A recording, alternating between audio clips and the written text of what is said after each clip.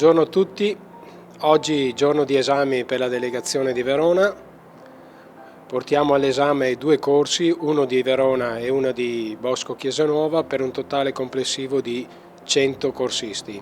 La giornata è molto lunga e impegnativa, siamo circa alla metà dell'opera e quindi attendiamo ancora i risultati dell'esito. Rivedremo comunque tutti i nostri corsisti alla festa di consegna del diploma in maggio, giorno di festa e di condivisione per tutti noi, dove i nostri nuovi sommelier porteranno a casa il diploma e il Tastevin.